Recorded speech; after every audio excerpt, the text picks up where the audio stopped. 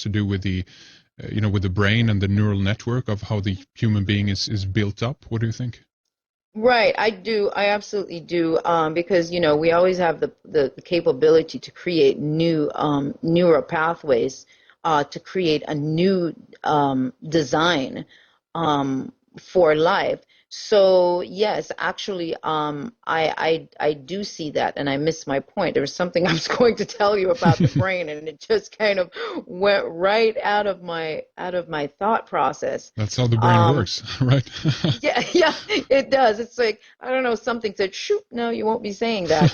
Um, but but yes, the brain is actually a real phenomenal space because of the fact that you are constructing a private reality. Even though we have this, collective agreement in terms of what we see, we do have our own private construct of what we perceive our reality to be. And I think sometimes we think that we're seeing everything the same way, but I kind of wonder if we really are seeing everything the same way, even though, the wiring, we all have the same kind of wiring, but still at the same time we have the capability of creating our own individual construct of what reality could be. Mm. And I know I missed part of what your question was, but that all went out the door when when my thought flew out the door.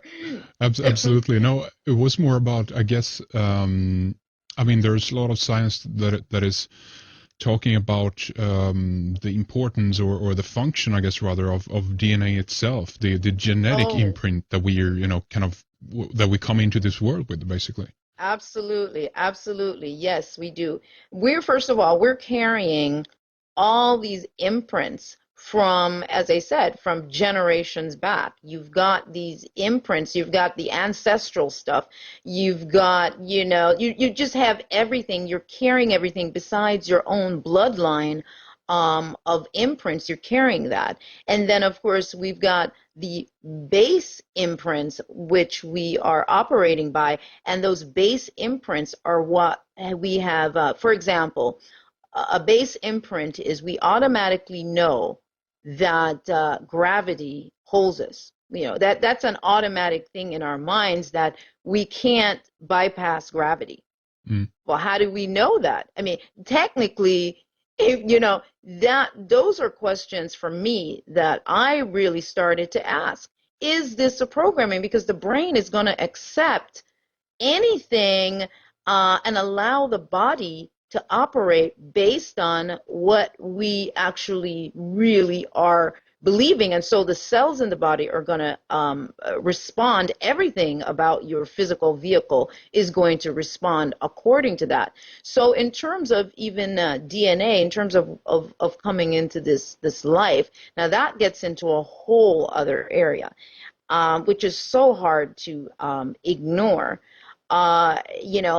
It raises a question then about past lives. Mm. It raises that question because people come into this life, and I don't believe that there's anybody more special than the other. Why we come in and experience different circumstances. I do believe that people come in they're carrying certain codes and certain experiences and certain information solely related to that particular soul, that particular individual. Mm. Now they will need other people to come into their space in their life, as we all do, in order to make our life real, in order for the script, whatever script we write, every next moment, we need each other to play those parts. So it's very hard to not look at that whole concept. However, for me, the whole concept of past lives, I see that very differently, because past, present, and future exist simultaneously. So Mm. I feel that everything is really all happening in layers at the same time. Yes. And then that could get very trippy too, because now somebody says, well, what was somebody dies?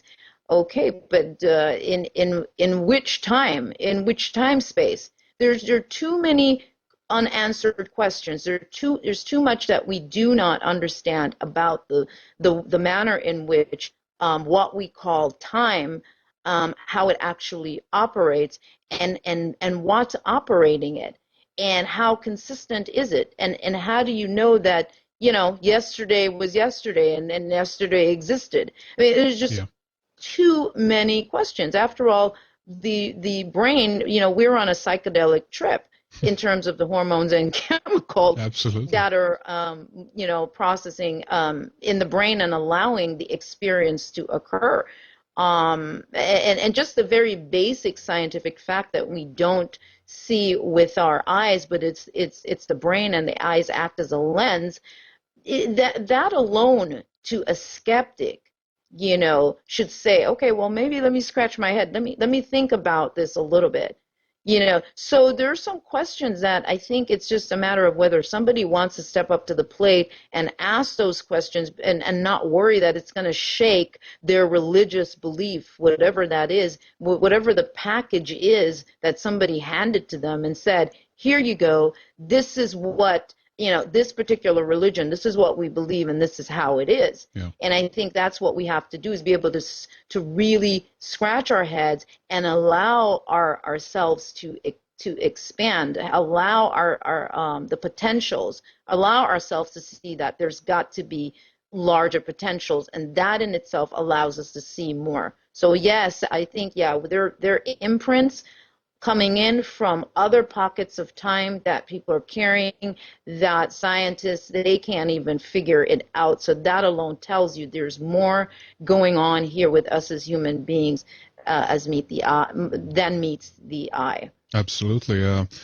How about the idea of holography, or if we talk about the word that is in the title of your book, the holographic canvas, or the holographic model of the universe, that will explain a whole lot, won't it? What's your kind of... Well, absolutely, because that goes back to the same thing again, but the brain, the fact that we don't see with our eyes, but it's the brain. So everything is really existing as a hologram, a holographic projection. After all, the brain, you're picking up the frequency patterns, and they're being translated or sent back through the optic nerve, through the cones and rods in the eyes, and this image is projected out there before us.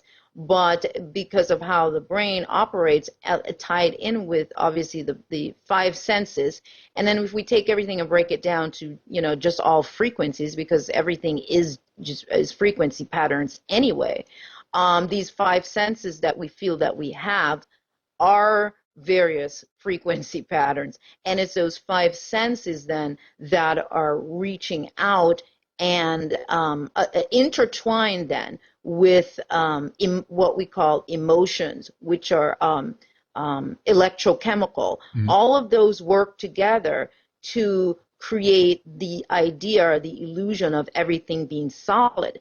And that is realized that nothing is really solid in the manner in which we think it is. Everything is both a wave and a particle. And moving at X amount of speeds. What is it like a film, like 24 frames per second? It's moving fast enough to give you the illusion that everything is a solid form. Yes. And let's not forget the things that we are not able to see, simply because it's not part of our construct, it's not part of the library that the brain holds. Those things exist, but we're not able to see them. Every now and then, as we step up, and for some of us that expand a little bit more, we begin to see more. We begin to see that there's a layered worlds out there. And that also adds to the realization that you are having a holographic experience. That it's waves and particle. When nobody's observing anything, how do we know that anything is there? Yes. Because it really requires your emotions, your connection, your validation. You validate what you see or what you think you see. before you. So yeah. So we are on a psychedelic trip. It's really interesting, and it's true too. I mean, it goes back to the old, the old what is it, haiku, whatever they call it, like the tree in the forest, right? When it